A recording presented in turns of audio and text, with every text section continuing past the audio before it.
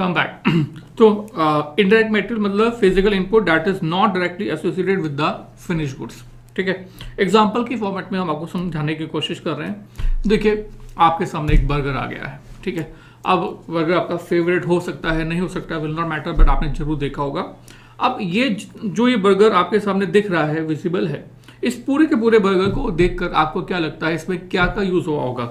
इसमें एक ये ब्रेड यूज हुई होगी, है ना, बन जिसे कहते हैं। इसमें आलू की टिक्की या वेजिटेबल टिक्की जो भी है, टमाटर एंड सैलड्स, क्रीम, राइट। अब ये इसके अलावा पैकिंग जो आप देख रहे हैं, ये जितनी भी चीज़ें आपको दिख रही हैं, ये सभी की सभी चीज़ें जो हमारे बर्गर को हम लोग खाते हुए फील कर सकते हैं, that can be easily traceable with the finish goods, is called direct material, is called direct material. और इसके अलावा बर्गर बनाने के लिए ये जो मटेरियल है वो तो यूज होता है, इसको हमने कौन सी कैटेगरी में डाल दिया? वो मटेरियल जिसको हम फिनिश गुड्स के साथ इजीली ट्रेस कर सकते हैं, आइडेंटिफाई कर सकते हैं, इसको हमने क्या कह दिया? This is our finish goods, this is our basically direct material, direct material that can be easily traceable with the finish goods. अब हमने कहा फिर ये इनडायरेक्ट मटेरियल क्या हुआ?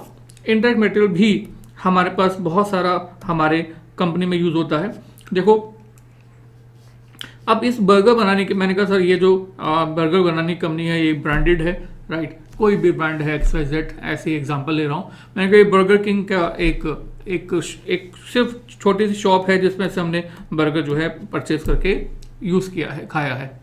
अब ये जो बर्गर किंग है उसका एक हेड ऑफिस भी होगा, बिल्कुल होगा।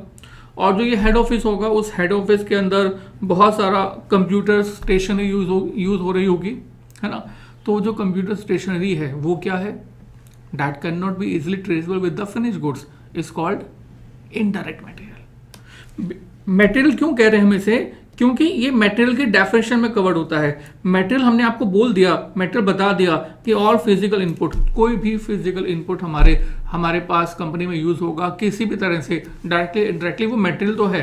बस अब हमें ये आइडेंटिफाई करना है कि वो डायरेक्ट है या इनडायरेक्ट है। तो डायरेक्ट कहने के लिए हमने कहा वो मटेरियल जो कि इजिली फिनिश गुड के साथ ट्रेस हो सकता है। वो मटेरियल जो इजिली ट्रेस नहीं हो सकता, जितने भी खर्चे मटेरियल के हमारे इस हेड ऑफिस में होंगे, वो बर्गर के साथ इजिली ट्रेस नहीं हो सकते हैं, एंकर नहीं हो सकते हैं बर्गर के साथ, बल्कि खर्च तो होंगे, है ना। तो उसको हम क्या बोलेंगे? Indirect material. इसके अलावा ये जो स्टोर है, यहाँ पर साफ सफाई करने के लिए भी सामान चाहिए होगा, वो भी मटेरियल है, that is also physical input. But वो कवर मटेरियल बर्गर के साथ नहीं ट्रेस कर सकते। वो जो अमाउंट है, जो साफ सफाई का अमाउंट है, वो हम फिजिकल इनपुट हमारे बर्गर की मैन्युफैक्चरिंग के लिए ईजिली ट्रेसेबल नहीं है। बर्गर को देख के आप ये नहीं बता सकते कि स्टोर के अंदर जो साफ सफाई के लिए सामान यूज हो रखा है वो कितना हो रखा है, कितने अमाउंट का हो रखा है, आप नहीं बता सकते। तो वो जो मटेरियल फिजिकल इनपुट यूज हो रहा है उसको हम लोग कहाँ पर कंसिडर करेंगे? इनडायरेक्ट में, ठीक है। So all physical input used in the process of production directly और इनडायरेक्टली आर कॉल्ड मटेरियल। और उस फिजिकल इनपुट में से वो जो कि हमारे फिनिश गुड्स के रिस्पेक्ट से इंकर किया जा रहा है, खर्च किया जा रहा है, जिसको हम लोग फिनिश गुड के साथ इजिली ट्रेस कर पा रहे हैं, आर कॉल्ड डायरेक्ट मटेरियल। हमने कहा एक एयर कंडीशनर AC आपके रूम में लगा हुआ है, AC को देखकर आप बता सकते हो उसमें प्लास्टिक की बॉडी होगी, तो दैट इज डायरेक्ट मटेरियल।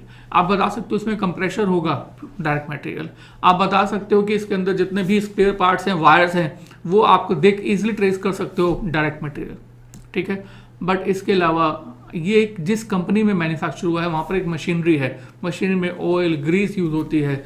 वो ऑयल ग्रीस हम लोग फिजिकल इनपुट तो है पर उसको डायरेक्ट मटेरियल नहीं कह सकते, उसको क्या बोलेंगे? Indirect material. I think clear? All material which are incurred with respect to the finished goods and can be easily traceable with the finished goods are called direct, and other than direct material are called indirect, ठीक है। तो सबसे पहली बाइफिकेशन में सीखी कि जितने भी एक्सपेंडिचर हमारी कंपनी ने किए हैं उन सभी के सभी एक्सपेंडिचर्स में से सबसे पहला एक्सपेंडिचर हमने कहा मटेरियल, और material means all kind of physical inputs. और उन फिजिकल इनपुट्स को हमने दो हिस्सों में बांटा, one is direct and the another is indirect. ठीक है, अब इसके बाद लेबर पे आते हैं। अब लेबर जब हम जनरली बोलते हैं तो लेबर का मतलब समझ में मतलब माइंड में आता है लेबर मतलब कि एक रिक्शे वाला इंसान या बहुत जो सड़क बनाने वाली लेबर होती है वो मन में आता है। पर यहाँ पर हमारे कॉस्ट अकाउंटिंग में सिर्फ और सिर्फ लेबर का मतलब उतना नहीं है। लेबर का मतलब है all kind of human resources, all kinds of human resources which are used in the company in any level, at any level, are called labor। लिख लेते हैं, labor means all kind of human resources used in the company are called labor। जब हमने बोला हर तरह की human resource तो यहाँ पर सब कुछ आ जाता है। सब कुछ मतलब कि अगर कोई फैक्ट्री में काम करने वाली वर्कर होगा तो उसको भी लेबर बोलेंगे, अगर उसका सुपरवाइजर होगा तो वो भी लेबर है क्योंकि वो भी एक ह्यूमन रिसोर्स है, उसके ऊपर का जो मैनेजर है वो भी लेबर है क्योंकि वो भी ह्यूमन रिसोर्स है। Directors of the company human resource, managing director of the company human resource is covered under labour, MD of the company is covered is the human resource. अगर कोई भी ह्यूमन रिसोर्स हमारी company में use हो रहा है तो उसको हम क्या बोलेंगे, लेबर। राइट, मैंने कहा सेल्समैन हमारी कंपनी में बर्गर बेचने के लिए एफर्ट कर रहे हैं तो वो क्या है, लेबर। और बर्गर मैन्युफैक्चर करने के लिए भी लेबर यूज हो रही है तो वो भी क्या है, वो भी है लेबर। हमारा हेड ऑफिस है, हेड ऑफिस में जो है बहुत सारे लोग काम करते हैं, फाइनेंस में भी हैं, एचआर में भी हैं एंड XYZ बहुत सारे डिपार्टमेंट में हैं। तो जितने भी लोग हमारे हेड ऑफिस में भी काम कर सकते हैं वो भी सब क्या है, ऑल आर लेबर। ठीक है, सो हमारी कॉस्ट अकाउंटिंग के अंदर लेबर कहा सभी तरह का ह्यूमन रिसोर्स। ठीक है, अब एक समान मतलब एक क्वेश्चन आ रहा है कि सर देखो एक रोबोट हमने अपनी कंपनी में यूज़ किया। पहले हमारी कंपनी में बहुत सारी लेबर काम करती थी, उसके बाद हमने एक रोबोट जो है अपनी कंपनी में हायर किया। आने वाला समय जो है वो रोबोट का है, बिल्कुल 2 हाथ 2 पैर। और ये जो है ये रोबोट जो है वो 20 लोगों का काम कर सकता है, 20%। तो हमने 20 लोगों को हटा दिया और हटाने के बाद हमने रोबोट से काम लेना शुरू किया। राइट, तो अब हम बताओ इस रोबोट को भी कहाँ पर कवर करेंगे, लेबर में नहीं, बिकॉज दिस इज ये विजिबल तो ह्यूमन पर्सन के अकॉर्डिंग है, but this is not a human resource, this is machine, this is a machine. जब हम बोलते हैं ह्यूमन रिसोर्स का मतलब है a person who takes a natural birth. तो नेचुरल बर्थ जिसे मतलब कोई टपका ना हो, किसी को बनाया ना गया हो, किसी को स्क्रू से टाइट ना किया हो, उसको हम लोग लेबर नहीं कह सकते। लेबर मतलब बाय बर्थ नेचुरल जो हमारे पास आते हैं उन्हीं को हम यहाँ पर लेबर कह रहे हैं। Otherwise this is a machine, and machine पर जो हम खर्चा करते हैं उसको हम कैपिटल एक्सपेंडिचर बोलते हैं। कैपिटल एक्सपेंडिचर हमारे कॉस्ट शीट में आता नहीं है, कहीं पर भी खर्चों में नहीं आता है, बट हाँ कैपिटल एक्सपेंडिचर पर जो डेप्रिसिएशन है वो हम कंसिडर करेंगे। बट हाँ वो भी जो कंसिडर करेंगे वो मशीन पर डेप्रिसिएशन होगा, वो लेबर में नहीं आएगा। I think clear. तो यहाँ पर लेबर बोला हर तरह का ह्यूमन रिसोर्स, नथिंग एल्स। तो चाहे वो किसी भी फॉर्मेट में हो, वेजेस हम उसको उसके फॉर्मेट में पे करें। जब वर्कर को कंपनी में मशीनरी में काम करते हुए अमाउंट पे करते हैं दैट इज वेजेस। सुपरवाइजर को, मैनेजर को, डायरेक्टर्स को पे करते हैं तो सैलरी। इसके अलावा हम लोग अगर अपनी कंपनी में एक सेलिब्रिटी हायर करते हैं, उसकी फीस तो बहुत ज़्यादा है, पर उसको हमने एक थोड़ा सा छोटा सा अमाउंट पे कर दे दिया, उसको हमने बोला होनरेरियम। मैनेजिंग डायरेक्टर को मैनेजिंग कमीशन, मैनेजिंग डायरेक्टर्स, आप इसको किसी भी नाम से बोल दें, तो अगर इसको हमने किसी और नाम से पे किया है, सैलरी वगैरह, तो वो भी हमारा लेबर में कवर्ड होगा। बट यस, जैसे कि मटेरियल को हमने दो पार्ट्स में बांटा था, ऐसे ही लेबर भी हमारा बेसिकली दो हिस्सों में बट रहा है, डायरेक्ट एंड इनडायरेक्ट। ठीक है, और जैसे कि मटेरियल में आपको कहा था कि हमारी डायरेक्ट मटेरियल क्या होता है, ऐसे ही यहाँ पर हम लोग डायरेक्ट लेबर भी आपको डिफाइन कर रहे हैं। तो डायरेक्ट लेबर का मतलब क्या होता है? तो डायरेक्ट लेबर मतलब all human resources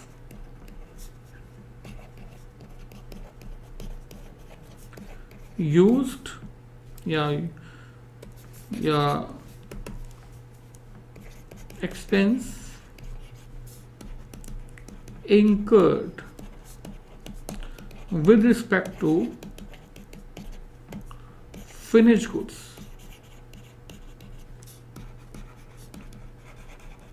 are called direct labor। क्या कहा हमने? हमने कहा सर ह्यूमन रिसोर्स तो बहुत सारा हमारी कंपनी में यूज हो सकता है, बट बर्गर को बनाने के लिए हमने कहा हम पर बर्गर जो है एक ट्रेस कर पाते हैं कि अगर हमारी कंपनी एक दिन में 100 बर्गर बनाती है तो हमें 2 एम्प्लॉय चाहिए होते हैं। तो we can easily trace with the manufacture of the burger कि how much employees we need for the manufacturing of the labour of the burgers. So ये जो अब इजिली आप खर्च कर रहे हो बर्गर बनाने के लिए, जो एम्प्लॉय यूज कर रहे हो, this is called direct labour. Again मान लो चेयर मैन्युफैक्चरिंग करनी है, राइट, और चेयर मैन्युफैक्चर करते हुए हम हर एक चेयर मैन्युफैक्चर करने वाले हमारे पर्सन को जो है एक पर्टिकुलर अमाउंट पे करते हैं। Per chair we are paying 1000 rupees. So this is the amount that is paid on the basis of per chair. For each and every chair we can easily identify that this much amount we paid, and this is called direct labor। Chair के साथ आप easily trace कर पा रहे हैं कि आपको इसको असेंबल करने के लिए कुछ पर्सन जो है वो काम किए होंगे। वो जो अमाउंट हमने उन पर्सन को पे किया है, दैट इज डायरेक्ट लेबर। ठीक है, so all human resources expense with respect to the finished goods are called direct labor। इसमें अगर मैं बात करूं तो जो वेजेस हम बोलते हैं, वेजेस, तो वेजेस वर्ड हम हमेशा डायरेक्ट लेबर के लिए ही यूज करते हैं। तो अगर हम बोल रहे हैं वेजेस, तो this means this is the amount of expense of the human resource that is we are paying for the purpose of manufacture of a particular product and that can be easily traceable with the finished goods.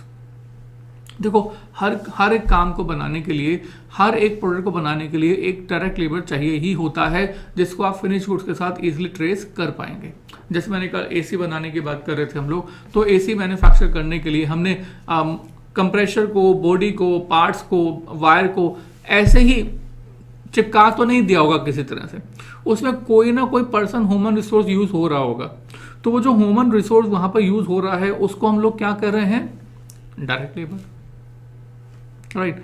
तो जो खर्चा हम लोग finish good के साथ easily trace कर सकते हैं, that is called direct labour with the manufacture of that. ठीक है, तो ये हो गया डायरेक्ट। और जो हम इजिली ट्रेस नहीं कर सकते उसको क्या बोलेंगे?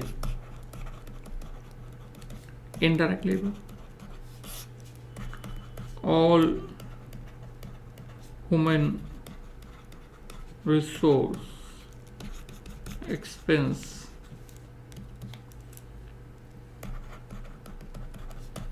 which cannot be easily traceable with finished goods are called indirect labor। ठीक है, जैसे हमारे एग्जांपल के अंदर जो ये सेल्समैन, सेल्स वुमेन हमारे पिक्चर के अंदर शो हो रही हैं, जिसको हम लोग अब इजीली ट्रेस फिनिश गुड के साथ नहीं कर सकते, तो that is called indirect labour. हमारे कंपनी में चाहे वो मैनेजिंग डायरेक्टर हो, चाहे वो सुपरवाइजर हो, चाहे वो कोई भी पर्सन अगर हमारे हेड ऑफिस में काम कर रहा है, तो वो पर्सन भी हम लोग बर्गर के साथ ट्रेस नहीं कर सकते, है ना। तो जब आप बर्गर खा रहे हैं तो यू कांट से कि इस बर्गर को बनाने के लिए एक फाइनेंस की टीम बैठी होगी, एक एचआर की टीम बैठी होगी, एक डायरेक्टर होगा, एक मैनेजिंग डायरेक्टर होगा, आप नहीं बता सकते। बट हाँ, खर्चा तो कंपनी का हो रहा है, तो ये जो खर्चा है वो कहाँ पर कवर्ड होगा, कहाँ पर दिखाया जाएगा, that is under indirect labour.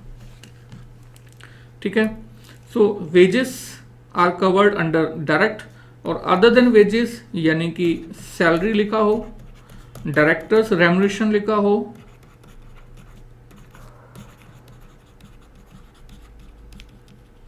या होनरेरियम लिखा हो, ये सब कुछ हमारा इनडायरेक्ट लेबर का पार्ट होता है। I think clear. अब देखो, हमने मेन दो हिस्से बताए, एक बताया मटेरियल और दूसरा बताया लेबर। अब इसके अलावा बाकी जितना भी कुछ बच गया वो सब कुछ अदर एक्सपेंस। मतलब अगर हम उनसे पूछें कि what we mean by the other expense, other than material and labour are covered under other expense, that's it. ठीक है, आपको कि बचा क्या, बहुत कुछ बच गया बच्चों। हमने कहा लाइटिंग, हमने कहा फैक्ट्री रेंट, हमने कहा फर्नीचर रेंट, हमने कहा मशीनरी रेंट या machinery depreciation, stationery used in the stationery, तो चलो हमारा मटेरियल में कवर्ड है। तो ये जितनी भी चीज़ें अब मैंने आपको बोल रहा हूँ, ये ना तो मटेरियल है और ना तो लेबर है। स्टेशनरी तो चलो इनडायरेक्ट मटेरियल में कवर्ड है, पर स्टेशनरी छोड़ो, मैंने फिर से एग्जांपल रिपीट कर रहा हूँ। लाइटिंग, हमने आपको कहा factory rent, depreciation of the machinery, ये जितनी भी चीज़ आपको मैं बोल रहा हूँ, ये ना तो मटेरियल है ना तो लेबर है। तो अगर कोई खर्चा हमारा अगर मटेरियल नहीं है, अगर हमारा वो लेबर नहीं है, तो वो ऑब्वियसली क्या चीज़ है, अदर एक्सपेंस। और वो अदर एक्सपेंस भी हमारा या तो वो डायरेक्ट में आता है या इनडायरेक्ट में आता है। मीनिंग वही है कि डायरेक्ट मतलब वो अदर एक्सपेंस जिसको हम फिनिश गुड्स के साथ इजीली ट्रेस कर सकते हैं, आर कॉल्ड डायरेक्ट एक्सपेंस। और वो खर्चा जो हम इजीली फिनिश गुड्स के साथ ट्रेस नहीं कर सकते हैं, are called indirect expense. For example, एक हम यहाँ पर एग्जाम्पल देते हैं अदर एक्सपेंस के लिए। फॉर एग्जाम्पल, हमने कहा हमारी कंपनी जो है वो इंडिया में पेप्सी सेल करती है। ठीक है, वरुण बेवरेजेस एक कंपनी का नाम है जो कि पेप्सी इंडिया में सेल आउट करती है। बट पेप्सी जो है is not a product of the India, it's a product of the USA. तो यूएसए में जो कंपनी है वो इंडिया को एक किस्म से फ्रेंचाइजी दिया हुआ है, डिस्ट्रीब्यूशन का राइट दिया हुआ है। तो इसके बदले में इंडिया वाली कंपनी यूएसए वाली कंपनी को रॉयल्टी पे करती है, अब जो ये रॉयल्टी पे किया जाती है वो दो तरह से पे कर सकते हैं। एक तो हमने कहा पर बोतल 2 रुपये पर बोतल, जितना भी सेल होगी उसका 2 रुपये पर बोतल, राइट।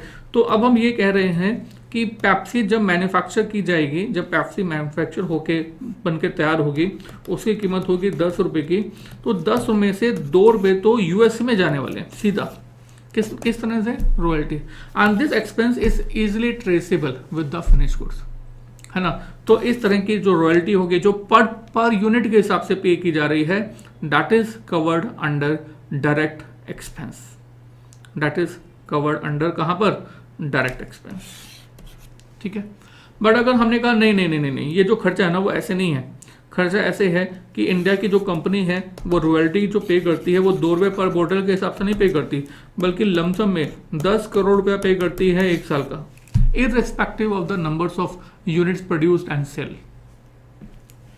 प्रोडक्ट यूएसए का है तो यूएसए को रॉयल्टी तो पे करनी पड़ेगी, but how much amount, 10 crore. चाहे 1 यूनिट बनाओ, चाहे 10 बनाओ, चाहे 100 बनाओ, चाहे करोड़ बनाओ, कितना पे करना है, 10 CR। अब इस 10 CR को हम इजीली फिनिश गुड्स के साथ ट्रेस नहीं कर पा रहे ना, तो ये है तो रॉयल्टी। अब ये है तो अदर एक्सपेंस। क्यों अदर एक्सपेंस क्यों है? अदर एक्सपेंस इसलिए है क्योंकि ये ना तो मटेरियल है और ना तो लेबर है। सिंपल कहानी यही है कि अगर कोई एक्सपेंस हमारा मटेरियल नहीं है, लेबर नहीं है, तो वो ऑब्वियसली अदर एक्सपेंस होगा। अब वो अदर एक्सपेंस में क्या है कि वो डायरेक्ट है या इनडायरेक्ट है, इस चीज़ के बारे में फाइट चल रही है। हमने कहा हम इस 10 CR को इजीली फिनिश गुड्स के साथ ट्रेस नहीं कर पा रहे। पेप्सी की बोतल अगर हमारे हाथ में है तो वी कांट से कि इस पेप्सी को बनाने के लिए how much amount of royalty expense जो है वी आर पेइंग, नहीं कर पा रहे। ठीक है, तो अब इस अदर एक्सपेंस रॉयल्टी को यहाँ पर अब डायरेक्ट में काउंट नहीं करेंगे, अब इसको हम काउंट करेंगे इनडायरेक्ट में। Are you getting this? So यहाँ पर जितने भी खर्चे हम लोग इजीली फिनिश गुड के साथ ट्रेस कर सकते हैं उसको डायरेक्ट बोलते हैं, जितने नहीं कर पाते हैं उसको हम इनडायरेक्ट बोलते हैं, राइट। जनरली अदर एक्सपेंस, मैं बहुत इंपॉर्टेंट वर्ड बोलने जा रहा हूं, ध्यान रखना। जनरली अदर एक्सपेंस जो फिनिश गुड्स के साथ ट्रेस हो सकता है उस एक्सपेंस को हम लोग एक और नाम देते हैं, that is chargeable expense. Chargeable expense ये एक नाम है, ये नाम है किस चीज का? वो अदर एक्सपेंस का जो कि डायरेक्ट नेचर का है। जनरली ऑलमोस्ट बाकी सारा एक्सपेंस जो है वो इनडायरेक्ट नेचर का है, जब तक कि आपको मेंशन नहीं करता, बताता नहीं है कि वो डायरेक्ट है, या फिर आपको कोई एक्सपेंस ऐसा नहीं शो करता जिसको आप फिनिश गुड्स के साथ इजीली ट्रेस कर पा रहे हो। Are you getting this? So हमने क्या सीखा कि मटेरियल फिजिकल इनपुट को कहते हैं। फिजिकल इनपुट दो तरह के होते हैं, direct and indirect. Labour human resource को कहते हैं कॉस्ट अकाउंटिंग में, और ह्यूमन रिसोर्सेज के एक्सपेंस को दो तरह से बाइफाइट कर रहे हैं, again direct and indirect. Other expense को भी हम लोग दो तरह से बाइफर्केट कर रहे हैं, कौन कौन से? Direct and indirect, right. और डायरेक्ट वाले जो अदर एक्सपेंस है उसको क्या नाम दे रहे हैं? Chargeable expense. अब एक नई एंट्री आ रही है, एक नया नाम आ रहा है, सुनेगा। जितने भी खर्चे हमारे इनडायरेक्ट नेचर के हैं, जितने भी खर्चे हमारे इनडायरेक्ट नेचर के हैं, इसको हम लोग एक और नाम देते हैं, और उसका नाम हमारा पास है, दैट इज ओवरहेड्स। क्या कह रहे हैं? ओवरहेड्स। अब ओवरहेड्स जब हम बोलते हैं वर्ड, तो ओवरहेड का मतलब है इनडायरेक्ट नेचर एक्सपेंसेस। अब इनडायरेक्ट नेचर एक्सपेंसेस कौन से? सारे, indirect material, indirect labour, indirect other expense. तो कोई भी खर्चा, चाहे वो मटेरियल का हो इनडायरेक्ट, चाहे वो लेबर का हो मटेरियल, चाहे वो लेबर का हो इनडायरेक्ट, या फिर अदर हो इनडायरेक्ट, उसको हम लोग कहां पर कवर करते हैं? ओवरहेड्स में।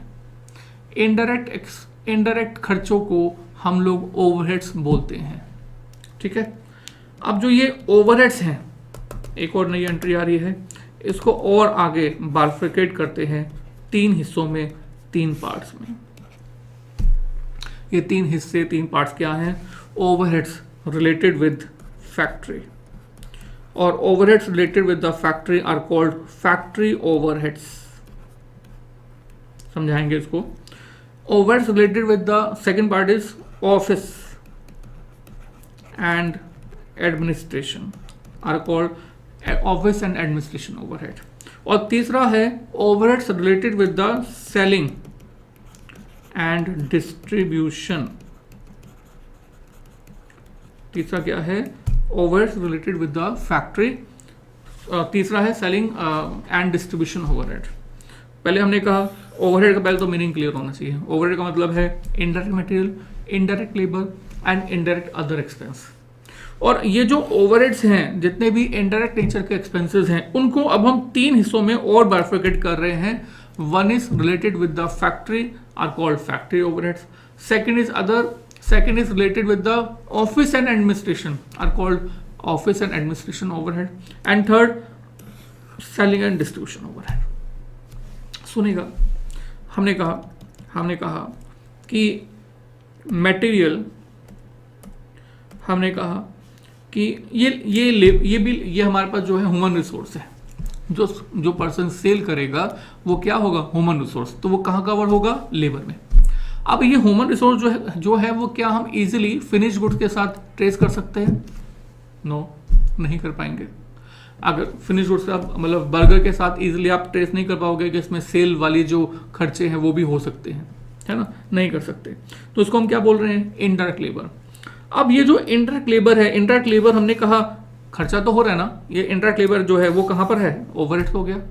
अब ये ओवरहेड्स, अब आप देखो कि ये जो लेबर जो हमारी सेल्स वाली है वो कहाँ पर है, ये फैक्ट्री में है, ये ऑफिस या एडमिनिस्ट्रेशन में है, या सेलिंग एंड डिस्ट्रीब्यूशन में है, बस यही कैटेगरी होती है। तो हमने कहा ये जो सेल्स कर रही है, अगर ये सेल्स कर रही है तो ये जो हमारा कवर्ड होगा इसको हम कहाँ पर कवर करेंगे, सेलिंग एंड डिस्ट्रीब्यूशन ओवरहेड में। और जो लेबर ऑफिस में बैठी हुई है, ये जो हमने इतना बड़ा ऑफिस बनाया है तो इसके अंदर बहुत सारे पर्सन काम कर रहे होंगे, मैनेजिंग डायरेक्टर भी होगा, डायरेक्ट भी होगा, मैनेजर भी होगा, है ना। तो जितने भी लोग, फाइनेंस की भी टीम होगी, एचआर की टीम भी होगी, राइट, एक एक करके हमने कहा पहले एचआर की टीम होगी, एचआर की टीम।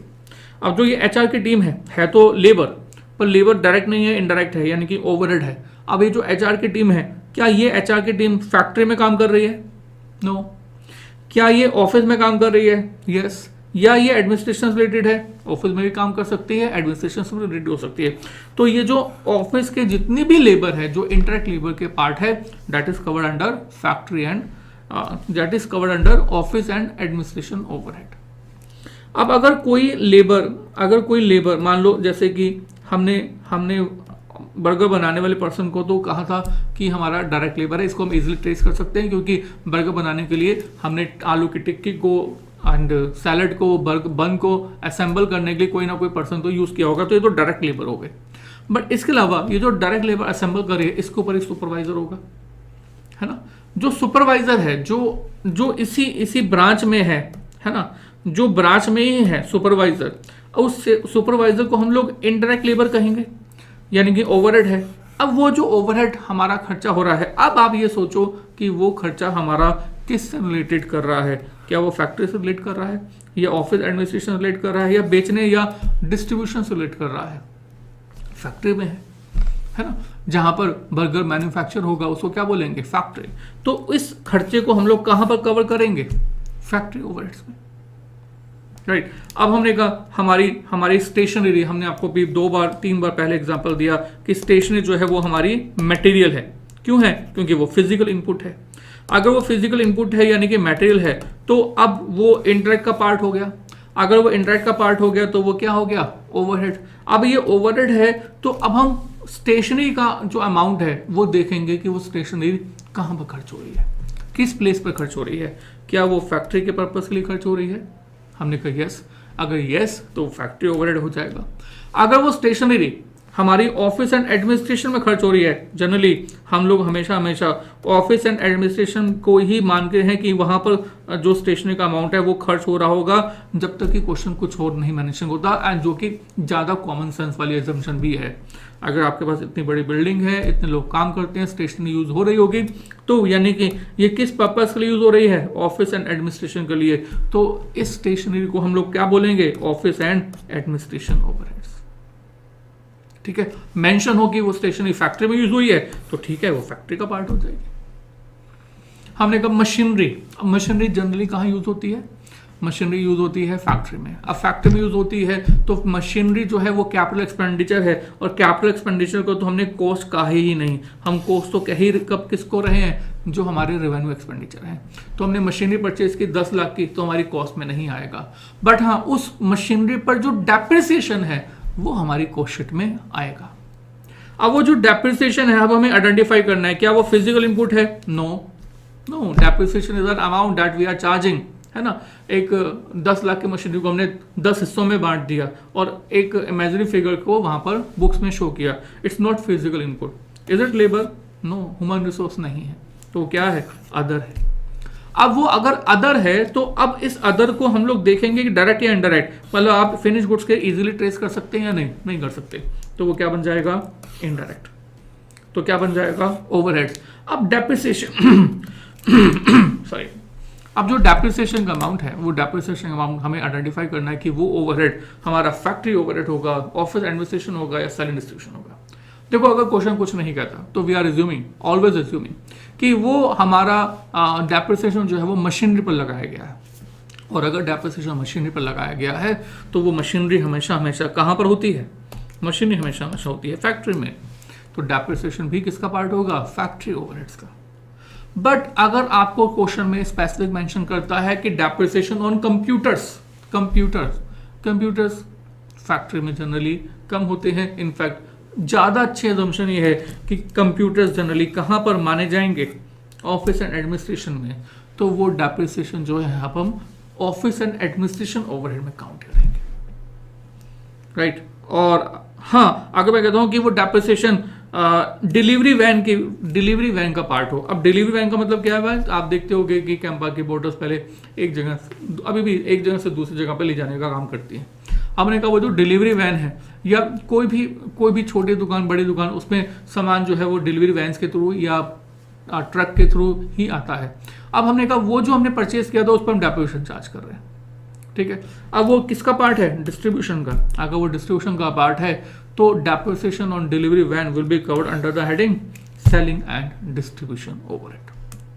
बहुत सारे एक्सपेंसेस आपको ये आइडेंटिफाई करना है पहले कॉस्ट अकाउंटिंग के अंदर कि वो पहले तो मटेरियल है, लेबर है या अदर है, फिर डायरेक्ट है या इनडायरेक्ट है, और इनडायरेक्ट है तो वो कौन सी हेडिंग में आएगा, क्योंकि जब तक आप ये आइडेंटिफाई नहीं कर पाते तब तक आप कॉस्ट शीट आगे फॉर्म नहीं कर सकते। So basic of the costing is bifurcation of the expense into the different parts. अब बाइफरकेशन कर दिया तो उसका फायदा क्या होगा, कुछ ना कुछ तो फायदा होना चाहिए। यस सर, बिल्कुल होना चाहिए। हम लोग बेसिकली बाइफरकेशन करने के बाद एक कॉस्ट शीट फॉर्म करते हैं। क्या फॉर्म करते हैं, कॉस्ट शीट। तो कॉस्ट शीट कैसे फॉर्म की जा रही है हम आपके साथ बात करते हैं। कॉस्ट शीट फॉर्म करते हैं, कैसे फॉर्म करते हैं मैं आपको बता देता हूं। तो बड़ा सिंपल है, जितने भी ये डायरेक्ट नेचर के एक्सपेंसेस है ना,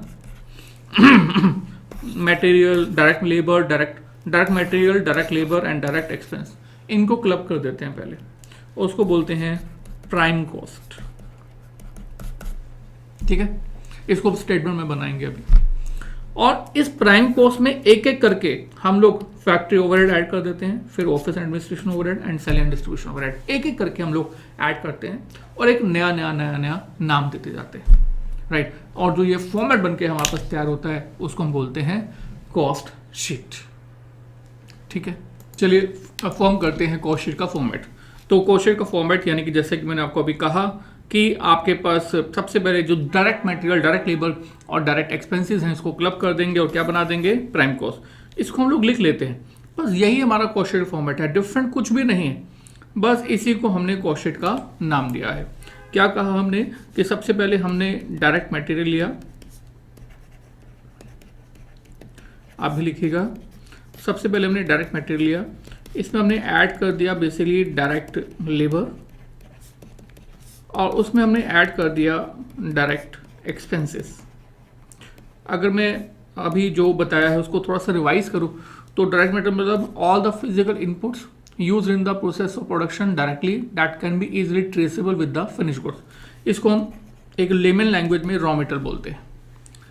डायरेक्ट लेबर मीन्स आपके साथ जो बात की वो कहा that all the human resources use in the process of production, और यहाँ पर क्योंकि डायरेक्ट वर्ड है इसलिए हमने कहा विच can be easily traceable with the finish goods. Direct यानी कि ये है ह्यूमन रिसोर्स जो कि हमारे प्रोडक्शन प्रोसेस में डायरेक्टली यूज होता है। इसको हम लोग लेमन लैंग्वेज में वेजेस के नाम से जानते हैं, ठीक है। एक डायरेक्ट एक्सपेंस है that all the other expenses other than material labour are called direct expenses, मतलब अदर एक्सपेंसेस। और अदर एक्सपेंसेस में डायरेक्ट कौन सा होगा, which can be easily traceable with the finish goods, ठीक है। ये हो जाएगा डायरेक्ट एक्सपेंसेस। अच्छा, इससे रिलेटेड मैं एक मजेदार बात बताऊंगा आपको। मैं एक छोटा सा स्टाफ बना के यहाँ पर छोड़ रहा हूँ। अब ये जो तीन नाम है ना, पहले मैं कॉस्ट शीट का फॉर्मेट कंप्लीट कर रहा हूँ, उसके बाद आपके साथ बात करूंगा। एक बहुत अच्छी इंटरेस्टिंग बात है, हमने कहा डायरेक्ट मटेरियल, डायरेक्ट लेबर और डायरेक्ट एक्सपेंसेस, इनको हमने क्लब कर दिया और क्लब करके क्या बना दिया बेसिकली हमारा प्राइम कॉस्ट। और हमने यही कहा, हमने कहा कॉस्ट शीट के फॉर्मेट में इन तीनों चीज़ों को ऐड किया और ऐड करने के बाद ये जो नाम आया है दैट इज प्राइम कॉस्ट। अच्छा, इसको हमने एक नाम दिया था, आपको याद होगा, चार्जेबल एक्सपेंसेस। अच्छा, अब आपके पास डायरेक्ट तीनों डायरेक्ट को ऐड कर दिया, क्या आ गया आपके पास, प्राइम कॉस्ट। और जैसे कि मैंने आपको कहा कि प्राइम कॉस्ट आने के बाद हम लोग एक एक करके इन ओवरहेड्स को ऐड करते जाएंगे, एक एक करके इन सभी के सभी ओवरहेड्स को ऐड करते जाएंगे। यानी कि प्राइम कॉस्ट में हम ऐड कर देंगे सबसे पहले फैक्ट्री ओवरहेड, ठीक है। तो इस फैक्ट्री ओवरहेड को ऐड करके जो नंबर आएगा, जो अमाउंट आएगा, इसको भी हमने एक नाम दिया और इसको नाम क्या दिया, that is called factory cost, या इसको एक और नाम दिया that is called work cost, या इसको एक और नाम दिया that is called production cost. ये डिफरेंट नेम्स हैं, इनको आपको याद रखना है, ध्यान रखना है। हाँ, इसके साथ साथ ये जो फैक्ट्री ओवरहेड है ना, इसको फैक्ट्री ओवरहेड को भी हम लोग डिफरेंट नेम से जानते हैं। डिफरेंट नेम्स क्या हैं, वन इज फैक्ट्री ओवरहेड, वो तो है ही, इसके अलावा इसको वर्क ओवरहेड भी बोलते हैं, वर्क ओवरहेड, OH, ठीक है। ये शॉर्ट फॉर्म लिखा है हमने, आप शॉर्ट फॉर्म यूज नहीं करेंगे, अभी फिलहाल के लिए हमने इसको OH लिखा है, ओवरहेड, या इसको हम लोग प्रोडक्शन ओवरहेड भी बोलते हैं, प्रोडक्शन ओवरहेड। और इस फैक्ट्री ओवरहेड को हमने यहाँ पर ऐड कर दिया है। और अगर मैं इसका मीनिंग भी फिर से अगर रिवाइज कराऊं, जो हमने सीखा था, हमने कहा था overhead means all the indirect expenses, sorry, और इनडायरेक्ट एक्सपेंसेस फैक्ट्री ओवरहेड कब हो जाएंगे, जब इनडायरेक्ट एक्सपेंसेस हमारे फैक्ट्री से रिलेटेड होंगे, उनको हम लोग फैक्ट्री ओवरहेड बोलेंगे, ठीक है। तो यहाँ पर ऐड हो गया और हमने ये अमाउंट निकाल दिया। और जैसे ही हमने ये कैलकुलेशन कर ली है, जैसे कि हम आपके साथ बार बार बात कर रहे हैं कि एक एक करके सारे के सारे ओवरहेड ऐड कर देंगे, फैक्ट्री ओवरहेड ऐड कर दिया, अब हम नेक्स्ट ओवरहेड ऐड कर देंगे, यानी कि ऑफिस एंड एडमिनिस्ट्रेशन ओवरहेड। तो इसमें हम लोग office and administration overhead add कर देंगे। तो इसको भी हम लोग एक नाम देंगे, इसका नाम रखा हमने कॉस्ट ऑफ प्रोडक्शन।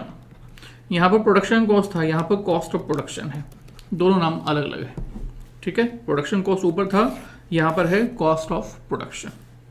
और इस कॉस्ट ऑफ प्रोडक्शन में भी हम लोग और आगे ऐड कर देंगे, नो डाउट, बिल्कुल आप सही सोच रहे हैं, अगला ओवरहेड। और अगला ओवरहेड कौन सा है, that is selling and distribution overhead.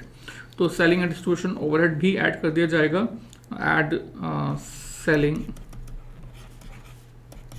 And distribution overhead. और जैसे हम इसको ऐड कर देंगे तो इसको भी हम एक नाम दे रहे हैं, that is cost of sales, या COGS, यानी कि कॉस्ट ऑफ गुड्स सोल्ड, ठीक है। यहाँ पे दोनों चीज़ें एक ही हैं, बट अभी हम आगे नेक्स्ट जब कोशिश का अगला लेवल बनाएंगे तो ये दोनों थोड़ा सा डिफरेंट हो जाएंगी, बदल जाएंगी, और बताऊंगा कि ये अभी फिलहाल सेम क्यों है। अब देखो, यहाँ पर हमने सेलिंग एंड डिस्ट्रीब्यूशन ओवरहेड भी ऐड कर दिया, ठीक है। तो देख रहे हो आप, हमने एक एक करके सभी के सभी खर्चे जो है ऐड करते थे, तो यही हमारी कॉस्ट है, यही हमारी कॉस्ट है। और जो भी टोटल कॉस्ट आएगी, यानी कि हमारे पास जो भी कॉस्ट ऑफ सेल्स आया है, इसमें अपना प्रॉफिट मार्जिन ऐड करेंगे। मैं रिपीट करता हूँ एक एग्जांपल के फॉर्मेट में। सपोज करो कि आपने टोटल कॉस्ट निकाल दी, लेट अस से 2 लाख रुपए की। आप जिस भी प्रोडक्ट के लिए ये कॉस्ट शीट बना रहे हैं, तो यहाँ पर हमारे पास कॉस्ट ऑफ सेल्स आ गया 2 लाख रुपीज़, ठीक है। आपको बेसिकली ये आइडेंटिफाई करना है कि आपका सेलिंग प्राइस क्या होना चाहिए, मीन्स वो जो दाल मखनी बना रहे थे वो कितने की होनी चाहिए। या अगर आप AC का कोई एक प्रोजेक्ट लेके बैठे हो जिसमें 5 AC 10 AC बनाने हैं, तो 5 AC 10 AC बिल के लिए 2 लाख रुपए की कॉस्ट आ गई। आप इसमें अपना एस्टिमेटेड प्रॉफिट मार्जिन ऐड करोगे, जो भी आपको अर्न करना चाहते हो। मैंने कहा आप 20% प्रॉफिट मार्जिन ऐड करना चाहते हो, तो ठीक है, इसमें आप 40,000 रुपीज़ ऐड कर दो, 2 लाख का 20%। 30% ऐड करना चाहते हो, this depends on your monopoly in the company and competitors, कि कॉम्पिटिटर कितना मार्जिन रखते हैं, मतलब इंडस्ट्री में कितना मार्जिन होता है। तो आपके पास्ट बेस्ड एक्सपीरियंस पे आपके एस्टिमेटेड प्रॉफिट को ऐड किया जाएगा और यहाँ पर आपके पास आ जाएगा सेल्स। एंड नो डाउट, ये जो हम लोग टोटल कैलकुलेशन कर रहे हैं, ये टोटल में कर रहे हैं, टोटल में। अगर इसको हम पर यूनिट में कन्वर्ट करें तो हम कर सकते हैं। कैसे कर सकते हैं? सिंपल सी बात है कि अगर आपके पास ये टोटल अमाउंट है, तो इस टोटल को अगर आप नंबर्स ऑफ यूनिट से डिवाइड कर दोगे तो आपके पास पर यूनिट भी आ जाएगा। जैसे कि अभी मैंने आपको कहा कि अगर हम 5 AC के लिए अभी तक कॉस्ट बना रहे थे, तो डिवाइड बाय नंबर्स ऑफ 5 से डिवाइड कर देंगे तो पर यूनिट आ जाएगा। मीन्स जितने भी नंबर्स ऑफ यूनिट्स आप प्रोड्यूस कर रहे हो, जितने भी नंबर्स ऑफ यूनिट्स आप प्रोड्यूस कर रहे हो, उन नंबर्स ऑफ यूनिट से इन सबको डिवाइड कर देंगे। सो क्या लिखा मैंने यहाँ पर, divided by numbers of units produced oblique sale, right. इससे हमने डिवाइड कर दिया, और डिवाइड करने के बाद इसी को हम लोग पर यूनिट के फॉर्मेट में भी बना सकते हैं, है ना। मान लो ये 1 लाख है, तो 1 लाख डिवाइड बाय 5, मतलब नंबर्स ऑफ एसी, तो 1 लाख डिवाइड बाय 5 आपके पास 20,000 हो जाएगा। तो जो भी अमाउंट आ रहा है उसको हम पर यूनिट में कन्वर्ट कर देंगे, तो ये पर यूनिट की प्राइम कॉस्ट आ जाएगी। पर यूनिट की फैक्ट्री ओवरहेड ऐड करेंगे तो फैक्ट्री कॉस्ट आ जाएगी, पर यूनिट का office and administration overhead add करेंगे तो कॉस्ट ऑफ प्रोडक्शन आ जाएगी, पर यूनिट का office and selling and distribution overhead add करेंगे तो कॉस्ट ऑफ सेल्स या कॉस्ट ऑफ गुड्स आ जाएगा, पर यूनिट प्रॉफिट ऐड करेंगे तो आपका पर यूनिट सेलिंग प्राइस आएगा। और यही हमारा टारगेट था, जो कि हमें बेसिकली कोटेशन सेंड करनी थी, कोटेशन फॉर द टेंडर, या कस्टमर को आपको बताना होगा कि आप कितने में अपना प्रोडक्ट जो है वो सेल करना चाहते हो, और यही हमारा ऑब्जेक्टिव था। And this is basically the format, basic format of the cost sheet. I think clear. Direct material, raw material, direct labour, wages, direct expenses, chargeable expenses, factory overhead मैंने आपको बता दिया, वो इनडायरेक्ट एक्सपेंसेस जो कि कहाँ से रिलेट करते हैं, फैक्ट्री से। उसके बाद ऑफिस एंड एडमिनिस्ट्रेशन ओवरहेड मैंने आपको बता दिया, वो इनडायरेक्ट एक्सपेंसेस जो कहाँ से रिलेट करते हैं, ऑफिस एंड एडमिनिस्ट्रेशन ओवरहेड से, है ना। और सेलिंग एंड डिस्ट्रीब्यूशन ओवरहेड के लिए हमने कहा वो इनडायरेक्ट एक्सपेंसेस जो कहाँ से रिलेट करते हैं, सेल से या फिर डिस्ट्रीब्यूशन से, और हमने यहाँ पर सबको ऐड कर दिया है और आपके पास कॉस्ट ऑफ सेल्स आ गया है। That is we have to find out. अब एक बहुत इंटरेस्टिंग बात देखो, हम लोग क्लास में ये सब पढ़ाते हैं तो बहुत सारे स्टूडेंट बहुत सारी चीज़ें हमें बताते हैं। स्टूडेंट क्या बताता है कि सर देखो फैक्ट्री का रेंट है, फैक्ट्री का रेंट है। मैं कहा ठीक है, तो फैक्ट्री का रेंट जो है उसने मुझसे पूछा कि सर डायरेक्ट है या इनडायरेक्ट। मैंने कहा इनडायरेक्ट है। तो इनडायरेक्ट का रीज़न क्यों है, मैंने समझाने की कोशिश की, क्योंकि ये आप फिनिश गुड्स के साथ इजीली ट्रेस नहीं कर सकते, इसलिए इनडायरेक्ट है। स्टूडेंट कहते हैं सर देखो मैं आपको इसको डायरेक्ट बना के दिखाता हूँ। मैंने कहा कैसे, कि जितना भी फैक्ट्री का रेंट है ना, उसको आप नंबर्स ऑफ यूनिट से डिवाइड कर दो। आप फैक्ट्री में कुछ तो नंबर्स ऑफ यूनिट बनाते होंगे। मैंने कहा बिल्कुल ठीक है। आपने कहा कि 10 एसी बनाए तो 10 से डिवाइड कर दो। आपने कहा कि 100 एसी बनाए तो 100 से डिवाइड कर दो। तो 2 लाख डिवाइड बाय 100, तो ये आपके पास हो जाएगा 2000 रुपये। तो ये फैक्ट्री रेंट क्या आ गया आपके पास, फैक्ट्री रेंट पर यूनिट। अब क्योंकि ये फैक्ट्री रेंट पर यूनिट आ गया तो स्टूडेंट कहता है सर देखो अब ये मेरा जो एक्सपेंस है ये कौन सा खर्चा है, डायरेक्ट। सही लग रहा है नहीं लग रहा? उसने प्रूव करके दिखा दिया, मैंने नहीं प्रूव किया, उसने प्रूव करके दिखा दिया कि अब ये जो फैक्ट्री का रेंट है वो डायरेक्ट एक्सपेंस है। तो इसके अलावा उसने कहा सर देखो डेप्रिसिएशन चार्ज और मशीनरी, बिल्कुल ठीक है sir. 1 lakh rupees let us से एज्यूम, इसको भी हम लोग नंबर्स और यूनिट से डिवाइड कर देंगे, जितने भी यूनिट्स हमने प्रोड्यूस किए हैं। लेट अस से 100, तो आपके पास यहाँ पर डेप्रिसिएशन पर यूनिट आ जाएगा, और ये कितना आ जाएगा 1000। तो हमारा जो डेप्रिसिएशन है वो भी क्या है, पर यूनिट है, मतलब हर यूनिट के लिए हम लोग 1000 रुपये खर्च कर रहे हैं, तो ये बन गया आपके पास डायरेक्ट। ठीक है, अब कुछ ना कुछ तो उसने दिमाग लगाया, मतलब मुझे खुशी हुई कि आपने कुछ सोचा, इट्स गुड। बट सोचने में थोड़ी सी मिस्टेक कर दी, और मिस्टेक क्या कर दी, हमने आपको जब डायरेक्ट और इनडायरेक्ट की डेफिनेशन बताई, लिखवाई, समझाई, तो आपको कभी भी ये नहीं कहा कि हमारा यहाँ पर मतलब डायरेक्ट और इनडायरेक्ट से पर यूनिट में कन्वर्जन करने का है। नो, हमने आपको कहा कि आपका जो डायरेक्ट और इनडायरेक्ट का मतलब है वो क्या है। फिर से इस वाले डेफिनेशन को पढ़ते हैं। आपको कहा direct material means physical inputs incurred, ये बड़ा इंपॉर्टेंट है। इनकर्ड, खर्च किया गया है वो डायरेक्ट मटेरियल जो हमारे फिनिश गुड्स की रिस्पेक्ट से खर्च किया गया है, पर यूनिट की रिस्पेक्ट से, जिसको हम फिनिश गुड्स से इजीली ट्रेस कर सकते हैं, उसको हमने डायरेक्ट कहा। यहां पर मतलब क्या है कि अगर आप फैक्ट्री का रेंट जो अपने लैंडलॉर्ड को पे कर रहे हो, अगर वो पर यूनिट पे करो तो शायद मैं आपको बोलूंगा कि यस इट इज डायरेक्ट। पर क्या फैक्ट्री का रेंट पर यूनिट आप पे करते हो? नहीं, आप पे करते हो लमसम में। और बात रही कन्वर्जन की 2000 पर यूनिट कन्वर्जन की अगर बात रही, तो ऐसे तो आप दुनिया भर के जितने भी खर्चे हैं उन सबको आप पर यूनिट में कन्वर्ट कर ही सकते हो, टोटल करो divide by numbers of units. तो इसमें कौन सी बड़ी बात है। हम यहां पर कन्वर्जन की बात नहीं कर रहे, हम यहां पर बात कर रहे हैं जब आप खर्चा खर्च कर रहे हो तो वो खर्चा पर यूनिट के हिसाब से खर्च होना चाहिए। जितना जब आप यूनिट बनाते जा रहे हो उतना खर्चा होता जा रहा है। मैंने आपको रॉयल्टी का एग्जांपल दिया और आपको कहा कि रॉयल्टी का अमाउंट अगर आप पर यूनिट पेप्सी कंपनी को यूएसए की पे करोगे तो वो आपका डायरेक्ट बन जाएगा। बट अगर आप टोटल पे करोगे मतलब इंकर्ड, अगर आप पर टोटल पे कर रहे हो तो यहां पर आपका डायरेक्ट से कोई लेना देना नहीं है। यहां पर आप अमाउंट लमसम में पे कर रहे हो यानी कि इंकर्ड कर रहे हो, मतलब यहां पर हम इस खर्चे को रॉयल्टी को क्या बोल देंगे, इनडायरेक्ट। सो अगर आप कोई खर्चा फिनिश गुड्स के अकॉर्डिंग पे कर रहे हो, खर्च कर रहे हो, तो उसको हम लोग डायरेक्ट बोलेंगे। मेरे पास एक माउस है, अब माउस का जो प्लास्टिक है वो पर यूनिट के हिसाब से खर्च किया गया है, तो वो जो प्लास्टिक है जो मुझे यहाँ पर इजीली ट्रेस हो रहा है इस माउस के साथ, दैट इज डायरेक्ट।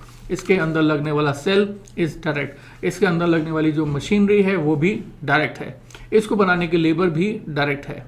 पर इसको बनाने वाली जो बड़ी सी कंपनी है उस कंपनी में काम करते हुए manager, director, managing director, CEO etcetera are indirect. इसको बनाने वाली जो बड़ी सी कंपनी क्या फैक्ट्री है उसको मैं इस वाले माउस के साथ इजीली ट्रेस नहीं कर सकता, वो क्या हो जाएगा, इनडायरेक्ट। सो डायरेक्ट इनडायरेक्ट में एक छोटा सा रिलेशन ये है कि जब आप खर्चा खर्च करते हो, इनकट करते हो, तो वो फिनिश गुड्स के रिस्पेक्ट से होना चाहिए। That can be easily traceable with the finish goods. So factory rent is not direct because it is not incurred with respect to the finished goods and it cannot be traceable with the finished good. Depreciation is not direct, it is indirect. खर्चा है but वो indirect है, और indirect हुआ मतलब क्या हुआ, ये दीज आर द ओवरहेड्स। ठीक है ना, इंटरेस्टिंग सी बात। सो आपके भी मन में आ सकता था, इसलिए मैंने आपको ये बात बताई। स्टार में हटा देता हूं क्योंकि मैंने आपको ये बता दिया है। अब पढ़ाओ आगे बढ़ाते हैं। ये कोशिट का फॉर्मेट बना दिया, इट्स गुड। अब कोशिट के फॉर्मेट के बाद मुझे इनफैक्ट आपको भी ना कोशिट ये थोड़ा सा इनकम्प्लीट सा लगना चाहिए। ये कोशिट आपको कंप्लीट नहीं लगना चाहिए। क्यों, समझाने की कोशिश करता हूँ। जब आप फाइनेंशियल अकाउंट्स में भी होते थे तो एक टर्म होती थी जो आप हमेशा यूज करते थे। मैं आपको याद दिला रहा हूँ, trading profit and loss account की। Trading profit and loss account की एक शुरुआत होती थी, सबसे पहली टर्म ओपनिंग स्टॉक, और खत्म होता था ट्रेडिंग अकाउंट किससे, क्लोजिंग स्टॉक से। ट्रेडिंग अकाउंट की बात कर रहा हूं मैं, तो खत्म कहाँ होता था, क्लोजिंग स्टॉक से। स्टार्ट कहाँ से होता था, ओपनिंग स्टॉक से। ठीक है, अब ये आपके पास हमेशा आप कैलकुलेशन करते थे। But next question is, my question is कि आप ये क्यों करते थे, और अगर आप ये वहां करते थे फाइनेंशियल अकाउंट्स में, अगर आप करते थे तो ये अमाउंट जो है कॉस्ट में क्यों नहीं आएगा। पहले तो करते ही क्यों थे, तो पहला सवाल इसका जवाब क्या है। जनरली जितने भी अकाउंटिंग टर्म्स हैं, जितने भी अकाउंट्स के अंदर ट्रीटमेंट की जाती है वो जर्नल एंट्रीज के थ्रू की जाती है ना। जितनी भी ट्रीटमेंट की जाती है वो किसके थ्रू की जाती है, जर्नल एंट्री। जर्नल एंट्री के बाद हम इसकी लेजर पोस्टिंग करते हैं। लेजर पोस्टिंग हमेशा 2 जगह जाती है, मतलब हम लेजर पोस्टिंग करके बेसिकली अकाउंट्स प्रिपेयर करते हैं। तो यहाँ पर trading profit and loss account में भी अकाउंट प्रिपेयर किया गया है। तो क्या आपको कुछ याद है कि क्लोजिंग स्टॉक की जर्नल एंट्री क्या होती थी? कुछ याद करो, बताओ। मतलब ठीक है, मैं आपकी बात सुन नहीं रहा हूं, पर आप जो भी सोच रहे हो, क्लोजिंग स्टॉक की जर्नल एंट्री अपने रजिस्टर पर लिख लो। अब आप लिख लिया, कुछ तो लिखोगे, कुछ तो लिखो, सिर्फ देखने से काम नहीं चलेगा, लिखना पड़ेगा। आप वो क्लोजिंग स्टॉक की जर्नल एंट्री अपने रजिस्टर पे लिखो एंड आई गारंटेड, आई बेट कि आप जो भी जर्नल एंट्री लिखोगे वो गलत लिखोगे। लिखो तो सही, आप जो भी जर्नल एंट्री लिखोगे वो बिल्कुल बिल्कुल गलत लिखोगे। आप लिखोगे closing stock account debit to trading account, आपने लिख तो लिया बट ऐसी कोई जर्नल एंट्री आपने की कभी नहीं, या इसके अलावा आपने कुछ और सोचा तो वो भी गलत है। रीजन बीइंग कि अकाउंट्स में पोस्ट करने के लिए पहले जर्नल एंट्री करते हैं, पर जर्नल एंट्री उन्हीं की होती है जो कि डुअल बेस्ड कॉन्सेप्ट पर बेस्ड हो। डुअल कॉन्सेप्ट, डुअल कॉन्सेप्ट का मतलब हुआ कि दो पर्सन के बीच में डीलिंग होनी चाहिए। मैंने आपको पैसे दिया तो मैं इन्वॉल्व हूँ, आप इन्वॉल्व हो, तो इसकी जर्नल एंट्री होगी। मैंने परचेज किया, मैंने सेल किया, मैंने उधार लिया, मैंने उधार बेचा, ये सब दो पर्सन के बीच में है। जब तक कि दो पर्सन इन्वॉल्व नहीं होंगे तब तक जर्नल एंट्री नहीं होती, है ना। क्लोजिंग स्टॉक में कोई दो पर्सन इन्वॉल्व है ही नहीं, क्लोजिंग स्टॉक में कोई पर्सन इन्वॉल्व है ही नहीं। दो पर्सन क्यों इन्वॉल्व नहीं है? क्योंकि क्लोजिंग स्टॉक का मतलब क्या हुआ कि आपने जो है सपोज करो वॉचेस का बिजनेस कर रहे हो, आपने 100 वॉचेस खरीदी, है ना, और इन 100 वॉचेस में से 80 वॉचेस सेल कर दी, तो बाकी 20 वॉचेस बच गई। जब आपने 100 वॉचेस खरीदी तो आपने जर्नल एंट्री की, जब आपने 80 वॉचेस सेल की तो जर्नल एंट्री की। अब जो बच गई वो 100 में से 20 बच गई, तो 100 तो ऑलरेडी आप परचेज कर चुके हो, जिसकी जर्नल एंट्री कर चुके हो, जो आपके पास सामान रखा हुआ है, उसमें से 80 वॉचेस आप सेल कर चुके हो, वो भी जा चुका है। तो 20 वॉचेस जो है वो आपके पास ही है। मतलब ये जो 20 वॉचेस है इसी को हम क्लोजिंग स्टॉक कह रहे हैं, पर ये क्लोजिंग स्टॉक आपका कुछ ऐसा कुछ है ही नहीं कि आपने किसी दूसरे पर्सन के साथ ट्रांजैक्शन की। ये वो स्टॉक है जो आपके गोडाउन में रखा हुआ है। फाइनेंशियल ईयर खत्म हो गया बट क्लोजिंग स्टॉक खत्म नहीं हुआ, वो आपके फाइनेंशियल ईयर के एंड में आपके स्टॉक में, आपके गोडाउन में, वेयर हाउस में अभी भी रखा हुआ है। अब क्योंकि दो पर्सन इन्वॉल्व ही नहीं होते हैं इसलिए जर्नल एंट्री नहीं होती। आप कहोगे सर अगर जर्नल एंट्री नहीं होती तो ये हमारे लेजर अकाउंट में क्या कर रहा है? तो ये तो आप बताओ ना कि क्या कर रहा है, क्या कर रहा है। जनरली होता क्या था कि क्लोजिंग स्टॉक हमेशा एडजस्टमेंट में होता था। क्लोजिंग स्टॉक हमेशा एडजस्टमेंट में होता था। कैसे होता था? हम लिखते थे क्लोजिंग स्टॉक ₹1,00,000 XYZ कुछ भी, और इस क्लोजिंग स्टॉक को दो जगह लिख देते थे कहाँ पर? एक तो trading profit and loss account में और दूसरा बैलेंस शीट में। तो दो जगह पोस्ट हो जाता था डायरेक्टली। मतलब ये जो है क्या बोलते हैं, बिग बॉस के अंदर जो बाहर से एंट्री आती है, बड़ी मतलब बाद में एंट्री आती है, तो ये वो वाली एंट्री है, ये टपकी हुई एंट्री है, ठीक है।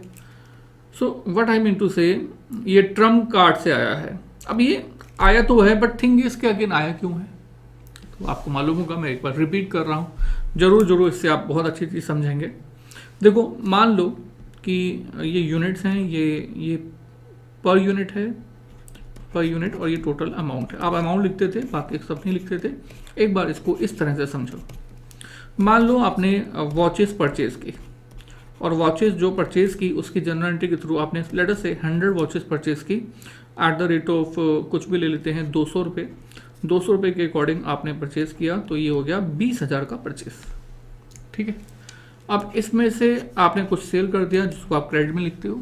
आपने बेचा 80 वॉचेस, नो डाउट 200 से महंगा ही बेचोगे तो 300 में बेचा, तो ये हो गया 24,000। अब इस 24,000 की सेल की, 20,000 की परचेज की। अब आप ये नहीं कह सकते कि आपका जो प्रॉफिट है, इसको आप जो मर्जी नाम दो, जीपी नाम दो, एनपी नाम दो, व्हाटएवर, तो आप ये नहीं कह सकते कि आपका प्रॉफिट 4,000 का आ गया। अगर आप ऐसा कहते हो तो ये रॉन्ग है। क्यों रॉन्ग है? हमारा फाइनेंशियल अकाउंट भी एक कॉन्सेप्ट यूज करता है, that is matching principle. Matching principle मतलब that expense and revenue must match with the each other. अगर आपने सेल्स रेवेन्यू 80 यूनिट्स के लिए है तो आप 100 वॉचेस की परचेस नहीं दिखा सकते। आपको या तो दोनों जगह 80 होना चाहिए, दोनों जगह 100 होना चाहिए। तो देखो सेल्स जो है वो हमारे पे डिपेंड तो करती नहीं है। अगर 80 वॉचेस बिकी है तो बिकी है, 31 मार्च आ गया 80 वॉचेस ही बिकी हैं, तो हम लोग ऐसा तो नहीं कर सकते कि बाकी 20 वॉचेस जो है अपने दुकान के बाहर खड़े हो जाएं और जिस मर्जी को ज़बरदस्ती भेजें क्योंकि हमने अपने बुक्स में 100 की वॉचेस को सेल दिखाना है। ऐसा नहीं कर सकते। सो हम कर क्या सकते हैं, हम ये कर सकते हैं कि जो सामान हमारा नहीं बिका है, यानी कि 20 वॉचेस का, वो जिस रेट से खरीदा था उस वाले अमाउंट से रिलेटेड हम लोग उसका क्लोजिंग स्टॉक दिखा देते हैं, या जो खर्चा हमारा हुआ है इन वॉचेस से जो हमारा क्लोजिंग स्टॉक है उस खर्चे से रिलेटेड जो भी एक्सपेंस हमारा खर्च हुआ है जो कि अभी बिका नहीं है, सेल नहीं किया है, उसको हम लोग क्रेडिट में दिखा देते हैं। एक किस्म से हम लोग क्या कर रहे हैं, या तो इसको ऐसे समझ लो कि हम क्रेडिट में लिख रहे हैं, या इसको ऐसे समझ लो कि हम डेबिट में से माइनस कर रहे हैं। हमने डेबिट में 100 वॉचेस 200 के अकॉर्डिंग दिखाई हुई हैं, जिसमें कि 20 वॉचेस नहीं सेल हुई हैं, तो या तो आप इसको यहाँ से यानी कि डेबिट से माइनस कर दो, या फिर हमने इसको कहाँ दिखा दिया, क्रेडिट में। तो इसलिए हमने जब क्लोजिंग के अंदर मतलब क्लोजिंग स्टॉक को क्रेडिट साइड में दिखाया 20 वॉचेस का, तो अब हमारा मैचिंग प्रिंसिपल काम कर रहा है। कैसे? डेबिट साइड में 100 वॉचेस की कॉस्ट है, इसमें से जो हमारा सामान अभी भी बिका नहीं है एज ए कॉस्ट वो हमने क्रेडिट में लिख दिया, यानी कि हमने डेबिट में से माइनस कर दिया। तो अब इनका जो नेट इफेक्ट है वो ये कि अब आपके पास खर्चा जो है वो सिर्फ 80 वॉचेस का रह गया है। सेल्स भी कितनी की है, 80 की। अब जो डिफरेंस आएगा उस डिफरेंस को अब हम प्रॉफिट कहेंगे, profit is 8000। Are you getting this? If you purchase anything and you are not able to sell, means difference is your closing stock, and if the difference is closing stock, this means कि वो जो closing stock है वो आपको trading profit and loss account में credit में लिखना भी है, जस्ट बिकॉज कि हमारे खर्चे इस रेवेन्यू से मैच हो जाए, मैचिंग प्रिंसिपल जो है यूज हो पाए, काम करे, और हम लोग एक्चुअल में रियल प्रॉफिट आइडेंटिफाई कर सके। Are you getting this? ठीक है, ये हमने trading profit and loss account का कॉन्सेप्ट आपके सामने डिस्कस किया। But my question is, here the question is कि अगर ये trading profit and loss account में ऐसा करते थे तो क्या हम लोग ऐसा हमारे कॉस्ट अकाउंट्स में नहीं करेंगे? करना तो चाहिए, क्योंकि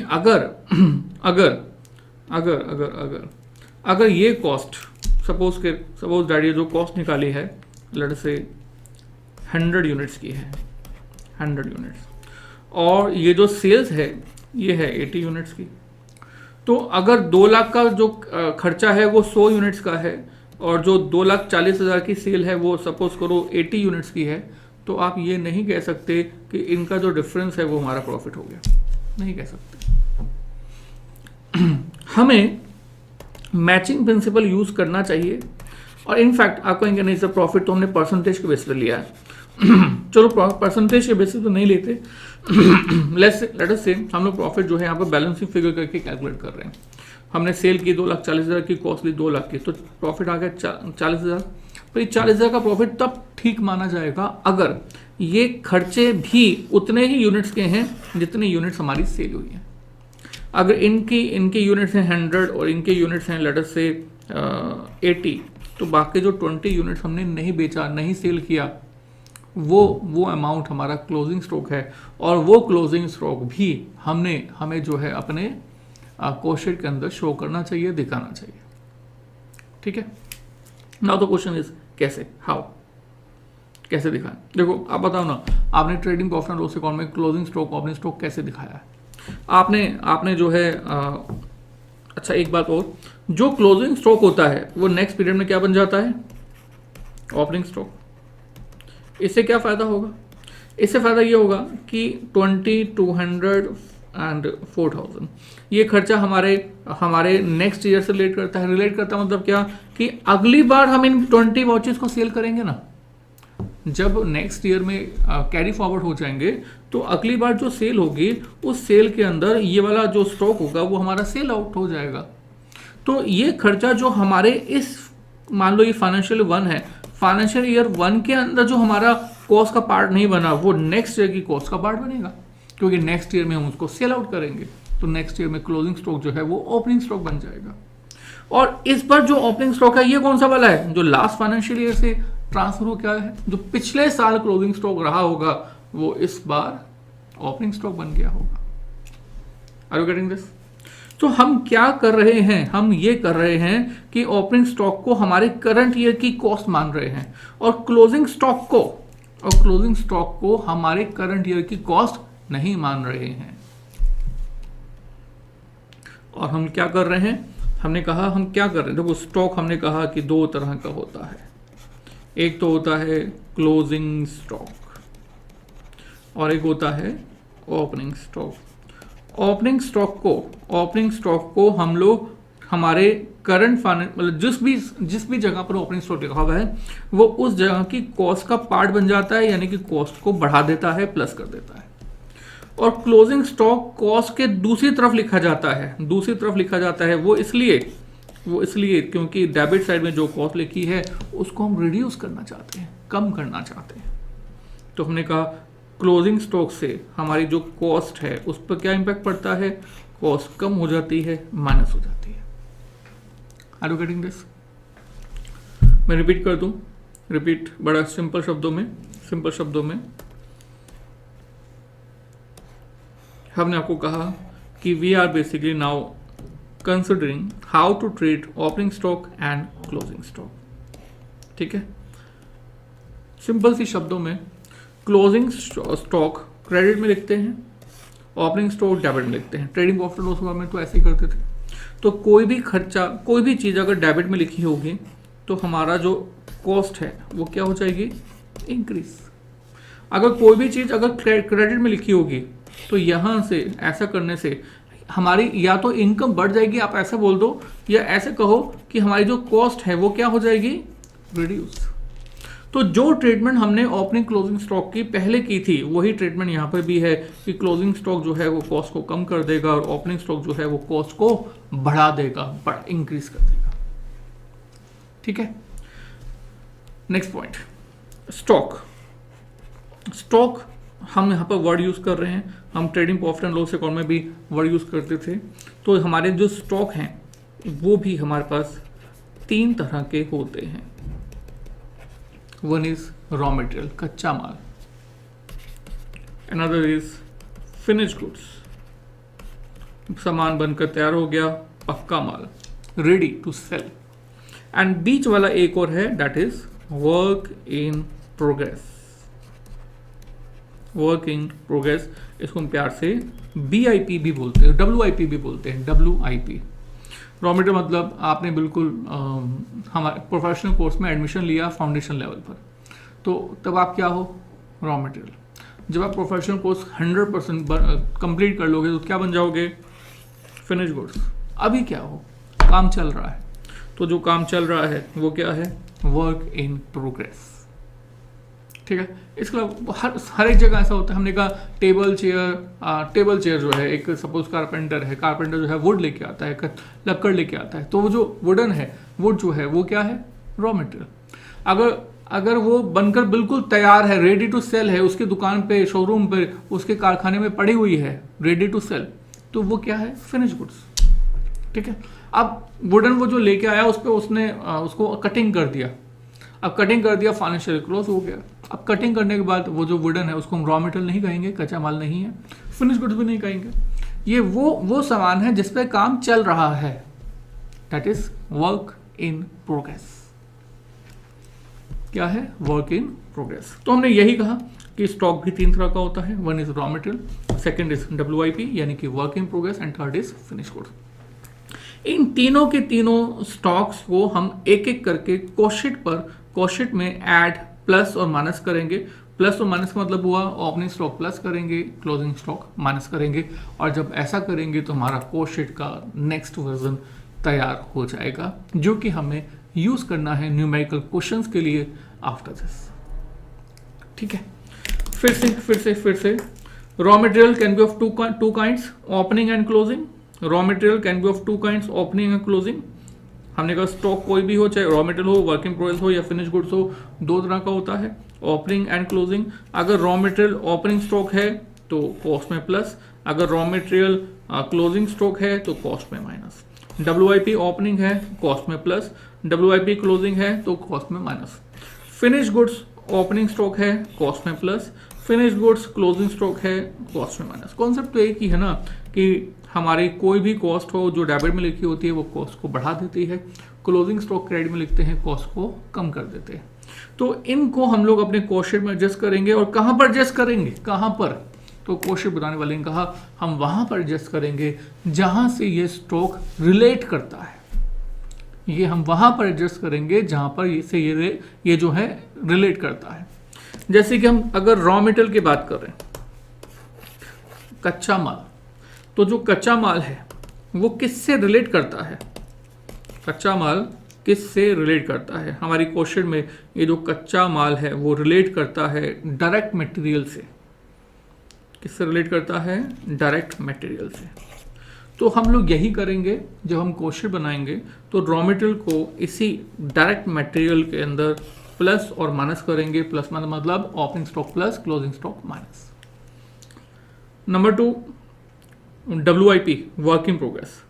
तो वर्क इन प्रोग्रेस किससे रिलेट करता है, वर्क इन प्रोग्रेस किससे रिलेट करता है, वर्क इन प्रोग्रेस हमारी कॉस्ट शीट में रिलेट करता है। देखो वर्क इन प्रोग्रेस बेसिकली होगा कहां पर, वर्क इन प्रोग्रेस होगा वहां पर जहां पर कि प्रोडक्शन प्रोसेस चल रहा है ना। और प्रोडक्शन प्रोसेस कहां चलता है, प्रोडक्शन प्रोसेस चलता है फैक्ट्री में। यस, प्रोडक्शन प्रोसेस कहां चलता है, फैक्ट्री में। तो हम लोग WIP को, वर्क इन प्रोग्रेस को फैक्ट्री कॉस्ट में ही एडजस्ट करेंगे।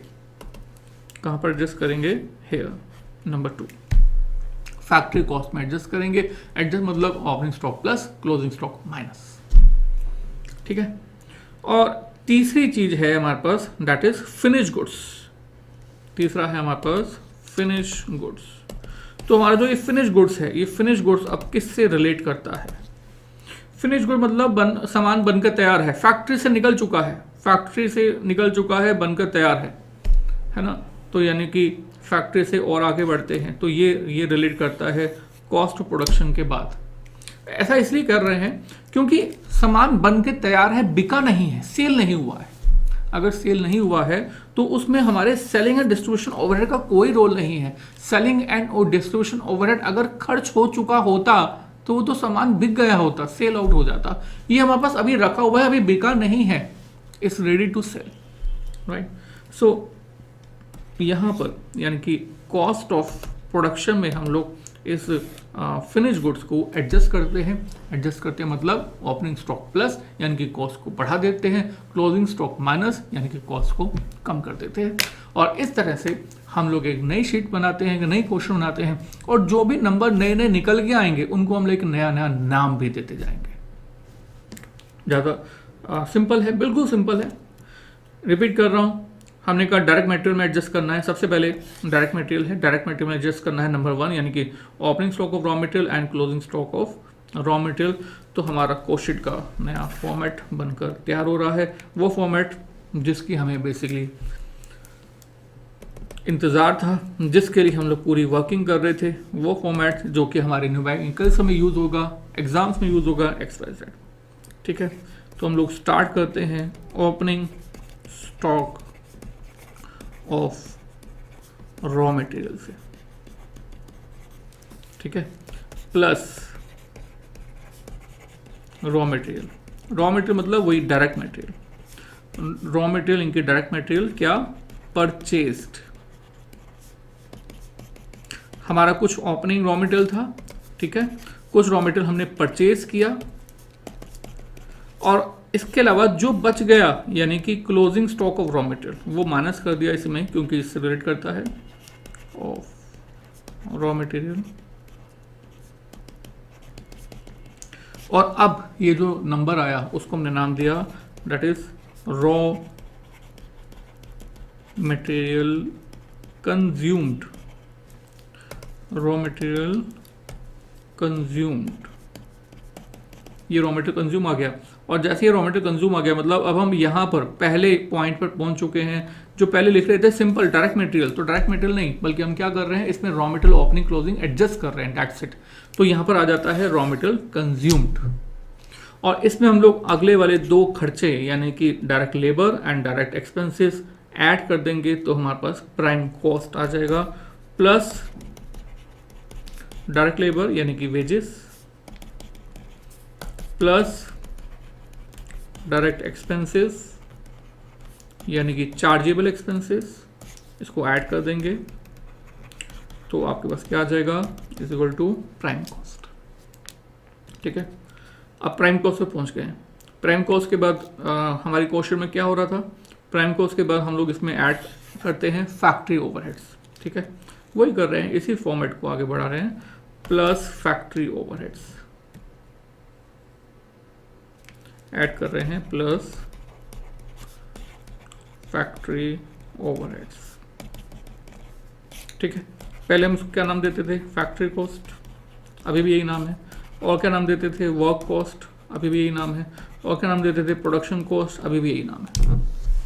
ठीक है, और अब इस फैक्ट्री कॉस्ट में मतलब जो सामान बन रहा है फैक्ट्री के अंदर जिसमें सारे खर्चे खर्च कर दिए हैं, इससे हमारा एक और एक्सपेंस रिलेट करता है पॉइंट नंबर 2, स्टॉक नंबर 2। और स्टॉक नंबर 2 कौन सा है, यानी कि WIP। तो इस फैक्ट्री से रिलेट करता है WIP, इसलिए हम इस WIP की एडजस्टमेंट इसमें करते हैं। कैसे, प्लस कर देंगे opening work in progress and minus कर देंगे क्लोजिंग वर्क इन प्रोग्रेस। ठीक है, अब इसको अब हम फिर से नाम देते हैं, that is called factory cost, work cost या प्रोडक्शन कॉस्ट। ठीक है, बट प्रॉब्लम क्या है, पहले भी हमने यही नाम दिया, अभी भी यही नाम दिया, दोनों जगह एक जैसे नाम नहीं चलेंगे। तो क्या करें, थोड़ा सा डिफ्रेंशिएट कर लेना। तो इसको हमने नाम, इसको कहा ग्रोस, इसको हमने नाम दिया net. Gross factory cost, net factory cost. Net factory cost मतलब after the adjustment of WIP। ठीक है, और आगे चलते हैं। जैसे फैक्ट्री कॉस्ट आ जाता है हमारी क्वेश्चन में, हम इसके बाद क्या कर रहे थे, याद करो, इसके बाद हमने office and administration overhead add किया था। अभी भी वही करने वाले हैं, हम office and administration overhead add करने वाले हैं।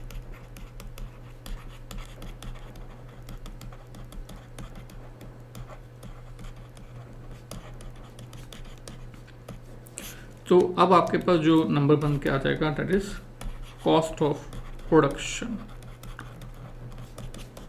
सामान को बनाने की लागत। फैक्ट्री ओवरहेड के साथ साथ ऑफिस एंड एडमिनिस्ट्रेशन ऐड करने का भी यहाँ पर पॉइंट है, प्लस। अब कॉस्ट ऑफ प्रोडक्शन से फिर हमारा नंबर 3 स्टॉक रिलेट करता था फिनिश गुड्स, ऐसे कहा था हमने 3 स्टॉक इसमें रिलेट करता है कॉस्ट ऑफ प्रोडक्शन में। तो जो 3 नंबर है यानी कि इसको भी एडजस्ट करेंगे, एडजस्ट मतलब वही plus opening stock, opening finished goods and minus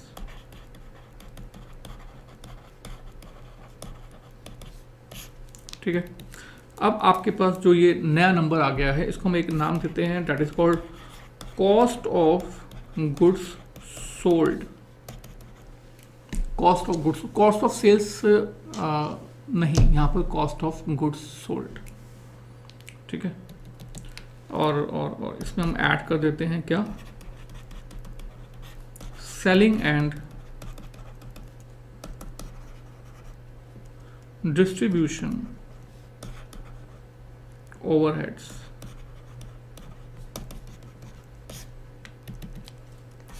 and this is called cost of sales.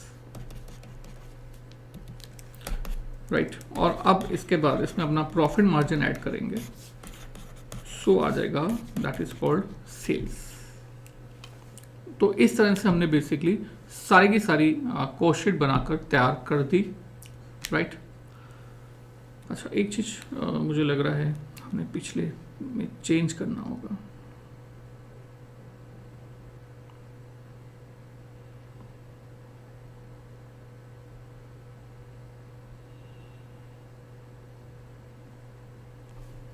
हमने यहाँ पर इससे पीछे वाली क्वेश्चन में कॉस्ट ऑफ सेल्स नाम दिया है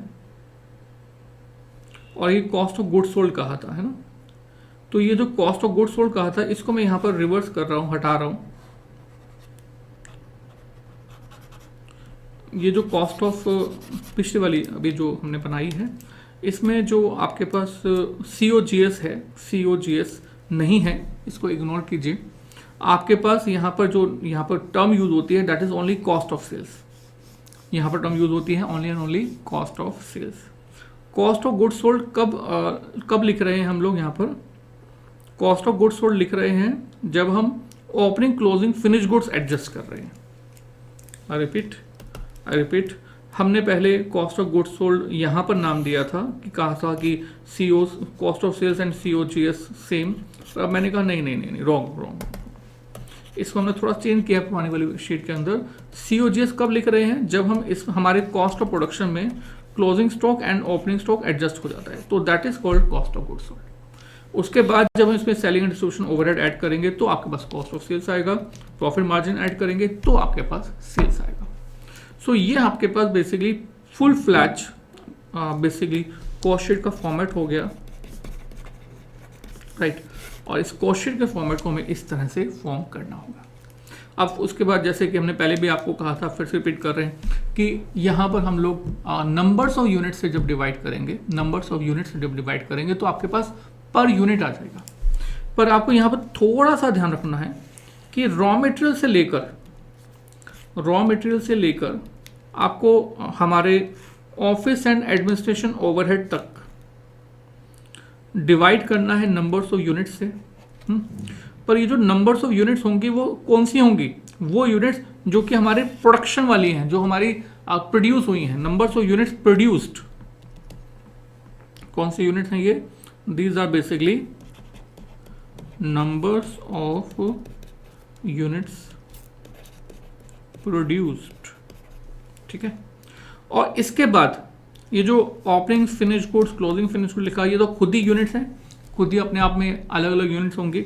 इसके बाद इसके आगे की जो आगे को जितना भी नंबर हैं, इनको जब हम डिवाइड करेंगे तो वो डिवाइड करेंगे नंबर्स ऑफ यूनिट्स सोल्ड से, और ऐसा करके आपके पास ये जो कॉस्ट शीट बनेगी उसको हम लोग पर यूनिट में कन्वर्ट करेंगे। सो ये जो पर यूनिट आएगा that will be again cost sheet, but वो जो कॉस्ट शीट होगी वो किस फॉर्मेट में हो जाएगी? That is in the per unit format. Numbers of units cost of production तक किससे डिवाइड करना है? नंबर्स ऑफ यूनिट्स प्रोड्यूस से। और उसके बाद कॉस्ट ऑफ गुड्स से आगे जो डिवाइड करना है वो किससे करना है? Cost of numbers of units sold से। सोल्ड में, प्रोड्यूस में ऐसा क्यों कर रहे हैं? थोड़ा सा हम लोग आगे जब जाएंगे तो उसके बारे में डिस्कस करेंगे, ठीक है। फिलहाल हमने ये कॉस्ट शीट का फॉर्मेट बना लिया है, और फॉर्मेट बनाने के बाद हम लोग एक न्यूमेरिकल करते हैं। वो न्यूमेरिकल जो कि आपके एग्जाम में आपसे रिलेट करता है, पेपर में आता है, आएगा हमेशा, ठीक है। तो अब हम करने जा रहे हैं इससे रिलेटेड न्यूमेरिकल हमारी साथ।